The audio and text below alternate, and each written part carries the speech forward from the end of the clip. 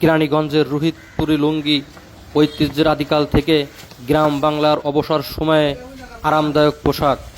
সারা বাংলাদেশে এক নামেই পরিচিত রয়েছে এই রোহিতপুরীর লুঙ্গি। রোহিতপুরীর লুঙ্গি শুরুর কথা বলতে গেলেই কেরানীগঞ্জের রামের কান্দা ও রোহিতপুর এলাকা থেকেই উৎপত্তি হয়েছে। ধীরে ধীরে এই লুঙ্গি এখান থেকে ছেয়ে গেছে দোহার, নবাবগঞ্জ, নরসিংদী, বাবুরহাট, পাবনা সহ দেশের বিভিন্ন স্থানে। সরকারি সুযোগ সুবিধা তেমন না থাকায় উদ্যোক্তারা এ তাঁত শিল্প থেকে সরে দাঁড়াচ্ছে। ফলে কেরানীগঞ্জের রোহিতপুরের লুঙ্গি তাঁত শিল্পগুলো বিলুপ্তের পথে। খট খট শব্দ এক সময় আশেপাশের কয়েকটা গ্রাম শোনা যেত, এখন কালের বিবর্তে তা হারিয়ে যেতে বসেছে।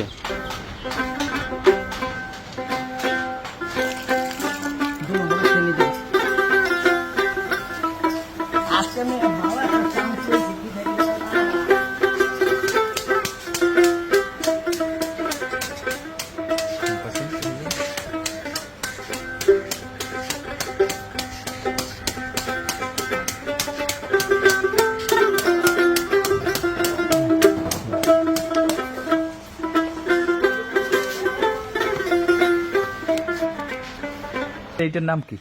এটার নাম হলো মানজন। মানজন। ফিনিশিং সুন্দর হয়। ফিনিশিং সুন্দর হয়। ফিনিশিং সুন্দর হয়। আচ্ছা, এই কাজ আপনারা কত বছর যাবত করেন? আমাকে বাপ দাদার পূর্বের থেকে এই কাজ। তাই বাপ দাদার 14 গোষ্ঠী এই কাজ। এখন ওই লাভ বাণিজ্য একদম কম। এটা এটা বিলুপ্তি হওয়ার কারণটা কি? এই পেশাটা বিলুপ্ত হয় এই ইয়ের কারণে, মানে আগে যে লাভ ছিল এখন এটা হয় না, আর সবকিছু দাম বেশি, এই কারণে এটার হয় না, সবাই ছেড়ে দিছে।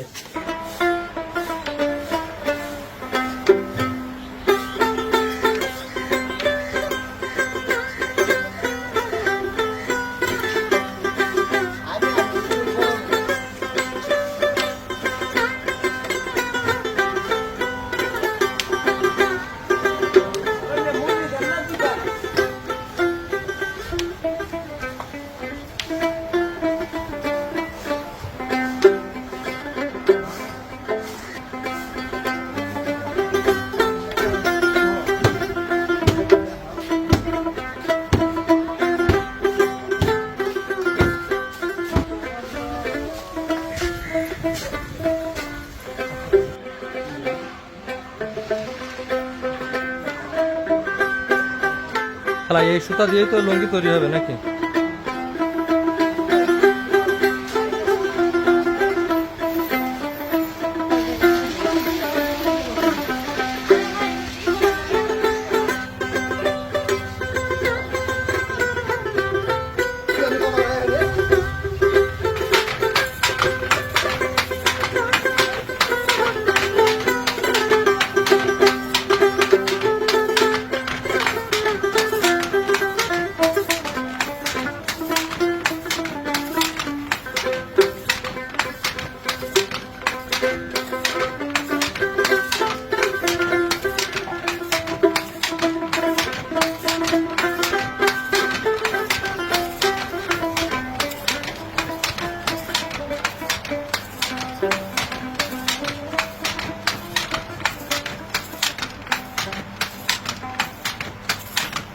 অসাধারণ, ধন্যবাদ দাদা।